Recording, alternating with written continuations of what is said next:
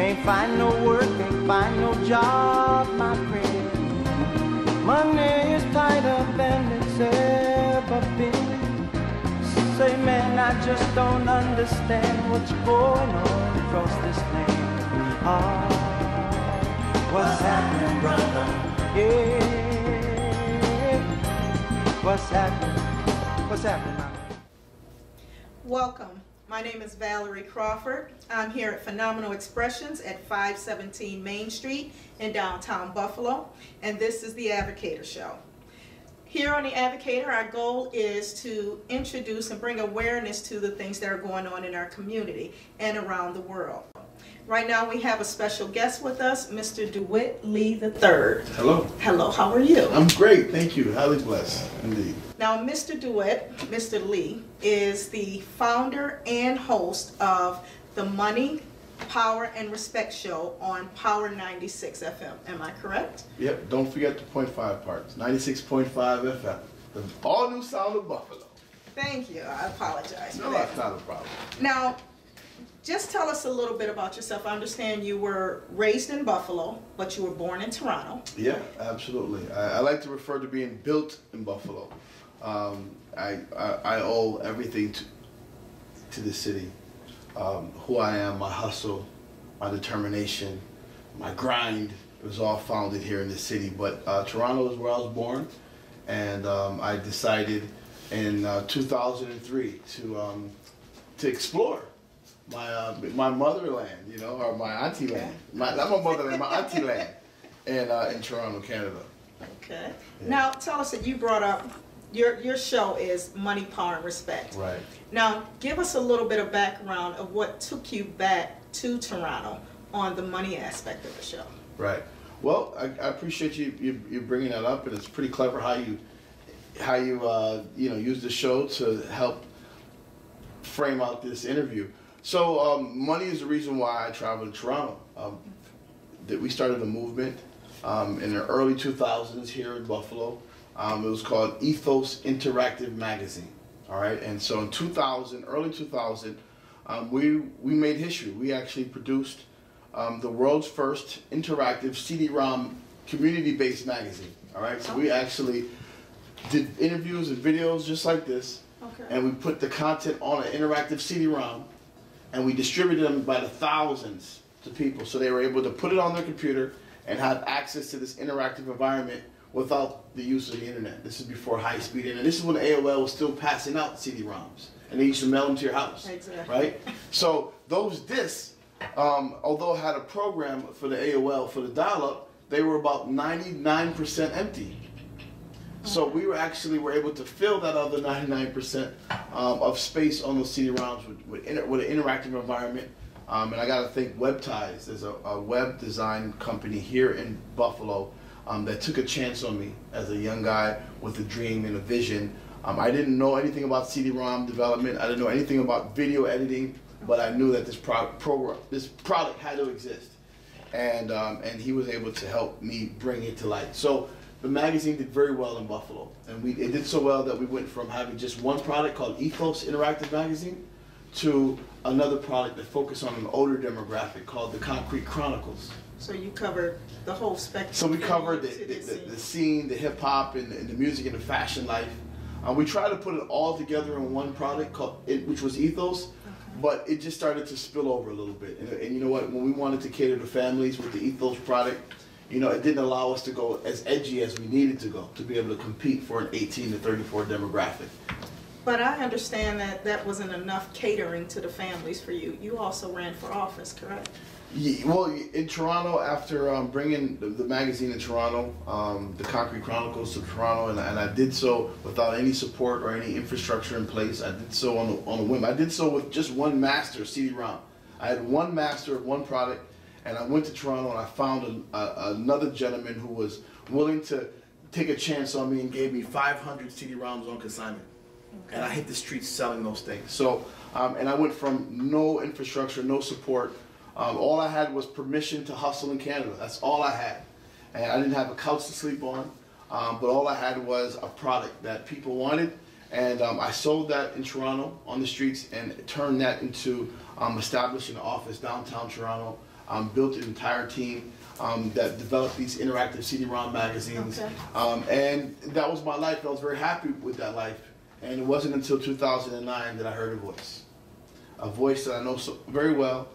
And I truly credit, God to calling me to reform myself and prepare myself for a new level of life. And that was to get into politics and serving the people. And so yes, in 2010, I ran for mayor in Toronto, and I followed that up with another bid for the top spot in Toronto in 2014.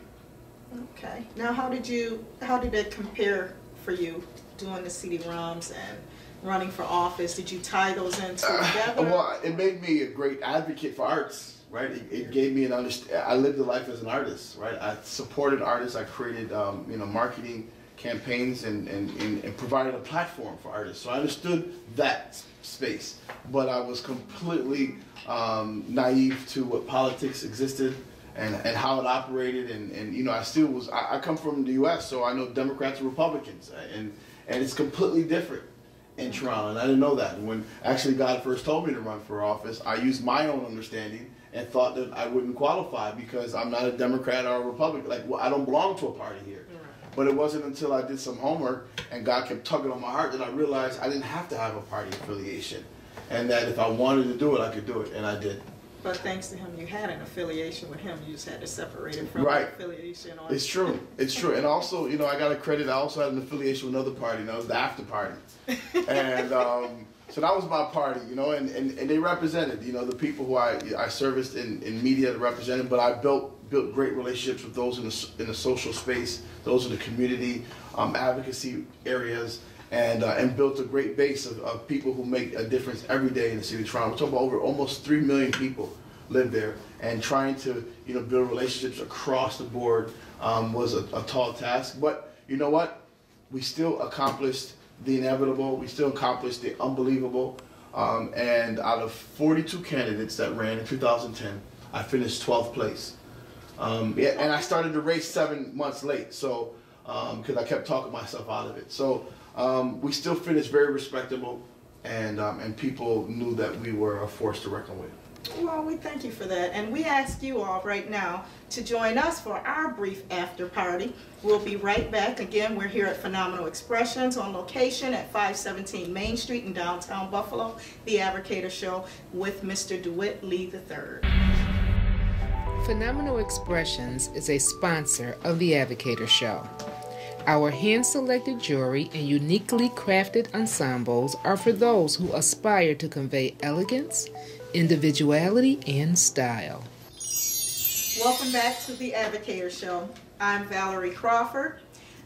We're on location here at Phenomenal Expressions at 517 Main Street in downtown Buffalo. And again, we're here with Mr. Dewitt Lee III, the founder and host of the Money, Power, and Respect Show on Power 96.5. That's right, Welcome FM. back. Thank you so much, and much power and respect to you, my sister. You're doing a great job, and I love this facility. This place is so, it's just so welcoming and warm and so impressive. I mean, being in Toronto, I get used to seeing really fancy boutiques and really unique niche places of fashion. And this, to me, I think is the mecca of fashion in downtown Buffalo. I think this right here is the epicenter of fashion. I mean, I know there's a few different places people can get things like this, but there's so much unique stuff, and I love the fact that it's local designers that are able to find a home here. So I'm really at home myself. Thank you. Well, and you hit on it here at Phenomenal Expressions. It's more than just a fashion. You get a family feel. There's not one person that comes in here that doesn't leave out filling out the family. Well, we know what, that's just part of who we are as a people. We are welcoming, we are warm, but really, honestly, all of that set aside, it's all about the product. At the end of the day, people want good stuff to get, and they want something that they can give as gifts and they can feel good about the quality of it, and it's here. So that is not a part of the commercial. I'm not paid for that endorsement. All right, I just want to go on record to say that I'm just really impressed, thoroughly impressed with the operation here. So let's get back to business. Well, thank you so much. And speaking on being impressed, when we were off camera, you shared a story about the button that you have on. Oh, yes, of course. This Can is you share that with our audience? Well, this is the UNIA ACL button. It was founded by the Honorable Marcus Garvey, and you know, thousands upon thousands of members of the UNIA ACL that decided that this would be the flag that represents people of all African descent across the world. So, you know, you think about Africa, you think about how many flags are represented by every country. You look at the Caribbean Islands, you see all these flags representing the Caribbean Islands, and we're so segmented, so divided that, you know, the wisdom that, you know, the Honorable Marcus Garvey had in 1920 to give us our own flag. And actually, it was a response to a song that came out in the 1920s that said, "Every race has a flag with a coon." And this song, you can type it into YouTube right now and you'll find it. And people have created music videos for it in the whole nine, and you'll hear it. This was on the radio. And I think that's why it's so important for me to be on the radio, because it's such an influential and powerful medium to communicate with people. But nevertheless, this flag is, like I said, it's the Pan-African flag, the UNIA flag. And in Toronto, last 2016, my organization, the Emancipation Month organization, we were the first to ever lift this flag on Canadian soil on a government ground, right? Okay. So we actually, in 2016, we lifted this flag at City Hall in Toronto. And the flag that we lifted up in Toronto was made here in Buffalo by the local UNIA ACL number 433 division. And so they helped they gave me the flag, and they also walked me through the protocol on how to raise the flag and just to fully understand it. So I wasn't operating, you know, in a state of lack of understanding, but I understood fully what it represented, and that I also gave it the reverence it deserved. So this year we followed that effort up with more history making, and we lifted the flag not only at City Hall, and we left it up for 3 days during Caravana weekend. A lot of people don't know, but Caravana is actually a celebration from emancipation. So the origin of a Caravana comes from being where we used to make fun of the slave masters, and we used to dress up as the slave masters and make fun of them. So it was a way of poking fun back at them, but it was also a way of celebrating our emancipation when we received it. So we left this flag up at City Hall during the Caravana weekend, so all the tourists that came by got to see the red, black, and green flying at City Hall. But we also lifted the flag at Queen's Park, which is a very important place where government takes place. It's basically the capital of Ontario, which is like Albany to New York. Right. And so, and we've just introduced this flag and everything it represents all across the province. So it's a great story that connects Buffalo to Toronto, and we're not done. We're not done. Yeah, it seems like everything you do, you try to keep that connection between Buffalo and Toronto, whether it's the knowledge, whether it's the money, and like with your show, you're saying money, power, and respect, and you, from the stories that you tell and from the things that you have done, you carry that back and forth. It's not like it's a burden. It's a burden sometimes, but it's a real responsibility, and every heavy responsibility should feel like a burden sometimes. And but it's very important that, you know, that I find a way to be a bridge, you know, between the two different markets, and that I allow the people who I know and respect the most, you know, to benefit from having access to these markets. I mean, you know, Toronto's 3+ million, almost 3 million people. And, you know, here in Buffalo, we create great products. You know, the industry considers Buffalo to be a beta market. So, like, if Lay's wants to launch a new chip, they'll drop it on Buffalo, right? Because Buffalo has a great blend of demographics. So, you know, here in Buffalo, we build great things. We create amazing things. But it's not until we get into a big market where we really find out what we're made of. And I think, you know, Toronto provides us a close enough major market where if we have the infrastructure to introduce our products and our services there, we can find out if we got what it takes to go, you know, mainstream and really even build capital and everything else that you need to launch your business. Well, let me be a bridge into something, because Okay. everything you're saying and you're doing, you're bringing a lot of power into the unification that you try to do with the button, with the flag, Amen. with your conversation, Gotcha. with your transformation from Toronto into Buffalo. Yeah. So how does that power, money, power, and respect, work for you now today? Well, I think the respect portion of it is important, right? I think paying tribute to those who come before us is very important. In Toronto, I created the Jackie Robinson Fortitude Award, and for the past 3 years, we've honored stalwarts and leaders in various markets who have really broke color barriers and made a difference. And you know, when the opportunity to come back to Buffalo, you know, I really just respect what Sheila Brown, what she has done for Buffalo, being the first woman of African descent, you know, in this market to own a radio station. And really it's two, right? Because it's WFO and it's Power 96.5. But I used to work for her in her promotions department years ago before I went out to Toronto. And, you know, she gave me an opportunity, you know, and really the opportunity was not necessarily an employment opportunity, but it was an opportunity to learn what it takes to run a business and build an empire. And that's what she considers that place, and that's what it is.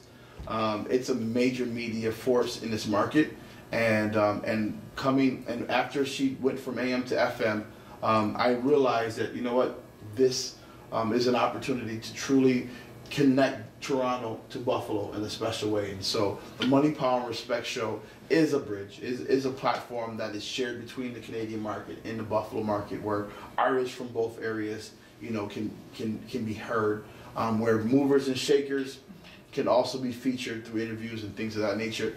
And so I've been able to just create a dialogue between the different markets using the internet, so we can, you know, really connect the dots and really connect people into Buffalo, because just like we want to get into Toronto, trust me, there's Torontonians who want to break into Buffalo, because that's breaking into the U.S. That's a major milestone for them.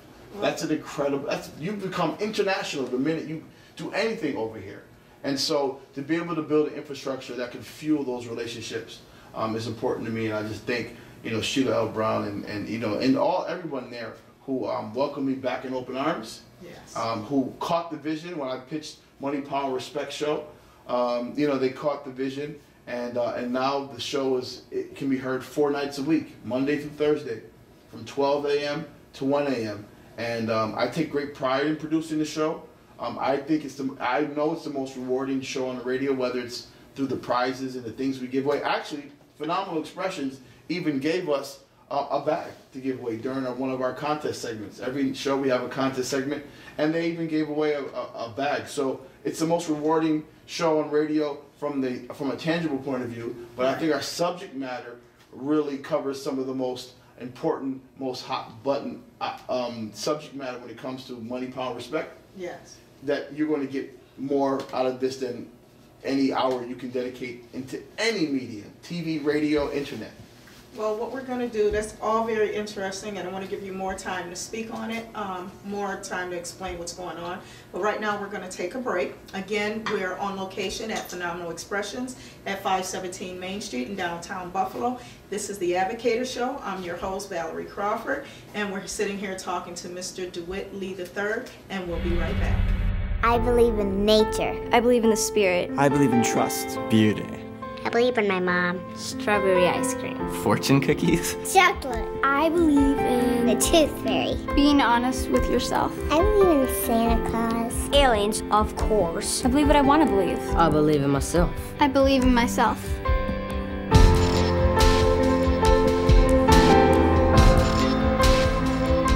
I believe in peace.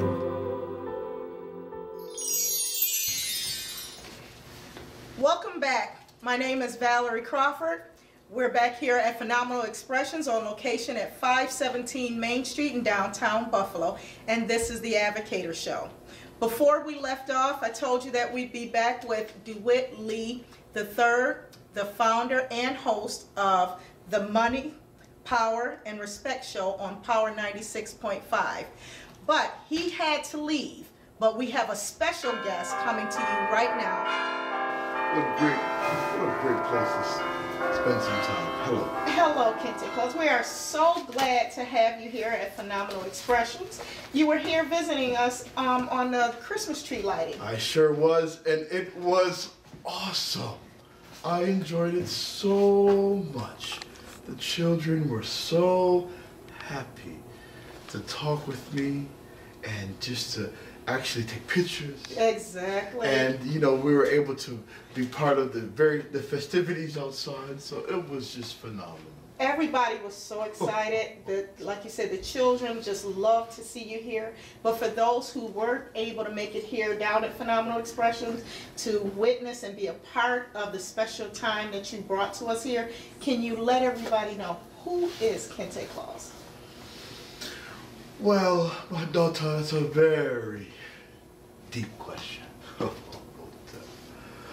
I like to think that I'm a messenger. I am an advocate. I am following the tradition of Kente's from thousands of years ago. My great uncle, Kente, was part of a royal African army. And he had the responsibility to escort the Holy Family through Egypt. Now, for those who are believers and those who read the Bible, the journey of Jesus is documented there. And right after his birth in Bethlehem, his family was forced to flee. And right there in Matthew 2, I believe, 13, it says, they went to Egypt. And my uncle, Kente, was part of the Royal African Army that escorted the Holy Family through Egypt. And he witnessed things that the Bible doesn't talk about. Miracles that left no doubt in his mind that this baby Jesus is in fact the Savior of the world. So I'm just a messenger following the tradition of storytelling. They call us griots. And our job is to tell the story. And my great uncle Kente received a vision to put down his sword and pick up a pen and to write down the story of the first Christmas in Africa and all of the miracles that took place. So before I had this fancy suit, my daughter, I still had to tell the story. But it wasn't until recently that the Claus Corporation reached out to me and gave me an opportunity to not only spread a message of good news, but to share toys to boys and girls all across Africa and the Caribbean islands, my daughter. So I am an employee of the Claus Corporation, hence this suit. And I am a descendant of Kente the Great, of the Royal African Army, who witnessed the first Christmas in Africa. That is such a wonderful story. Can you give us a little bit of information about your suit? Well, my daughter, I must say, I'm very impressed with this suit. Because the suit has authentic Kente cloth on it from my native homeland of Ghana. The Ashanti people, the ancient Ashanti people, use Kente cloth to tell stories. Now, it was traditionally reserved for kings and royal members and only worn on very important times. And I consider this to be a very important time, and I consider any time I greet people and meet people and tell them about the first Christmas in Africa, it's an important time. But all of these colors, my daughter, represent something of importance. And I invite everyone who's watching to learn more about kente cloth and learn more about how it's made. It comes from a word that represents a basket. It actually means basket. And because of the way the kente cloth is woven together. And every color represents something. And so I'm proud to tell a story with these powerful colors, but also to bring these colors into Christmas. Because it's time for us to celebrate our culture in Christmas. That's a wonderful thing. And it's also time for us to find out just one more thing. It is Christmas time. We know Christ is in Christmas. Yes, and of we course. want just in a brief, about 15 seconds, tell us what Kente Claus would like everyone to know about this holiday season. Oh, simple and plain. His name is Jesus. He's the reason for the season, my daughter. He's the reason why I'm here tonight on this mission in North America to tell the story of the first Christmas in Africa. It changed everything, my daughter, and I wish I had more time to talk about all of the miracles that took place. But if they go to my website, kenteclaus.com, well, we're going to do just that. They can find out all more. that information on how to reach Kente Claus, how to learn more about Kente Claus. Again, my name is Valerie Crawford. We're on location here at Phenomenal Expressions at 517 Main Street in downtown Buffalo. At this time, we would like to thank you all for joining us this evening. I would like to thank Dewitt Lee III, the founder and host of the Money, Power, and Respect show with Power 96.5. And also like to thank Kente Claus for coming out and joining us. At this time, we'll have Kente Claus give you all his contact information. And is there anything else that you would like to say, Kente Claus, at this time? Well, of course, my daughter, and I thank you for giving me the opportunity. For those who are on the social media, you can just type in Kente Claus, and that's C-L-A-U-S. And you can find me on Facebook and Twitter and Instagram and wherever else the children meet up. But I wanted to give you something before I left, my daughter. Now, this is some things that I picked up while I was here at Phenomenal Expressions, and I thought this was very beautiful and fitting for a queen like yourself. Well, thank you. So I handpicked this here for you, and these gloves to keep you warm, my daughter, during this winter season. I appreciate it. And it's Kente Claus colors. Well, I almost thought there. it resembled, it was culturally, it spoke to me culturally, so I wanted you to have it. So, Well, I thank you so much. my pleasure. Merry Christmas. From Kente Claus, my first gift. And I would like to also thank the viewing audience and everyone who's tuning in today to the Advocator Show. Follow the Advocator Show on social media, Facebook, Twitter, and YouTube. Don't forget to subscribe to our YouTube channel. If you have a story that you want told and you want to be a guest on the Advocator Show, contact us by Facebook or email us at latelucy@verizon.net. I would also like to take this time out to thank Nikita Williams and her team for giving me the opportunity to host this episode of The Advocator. Again, I am Valerie Crawford, and I was your host for today. Thank you.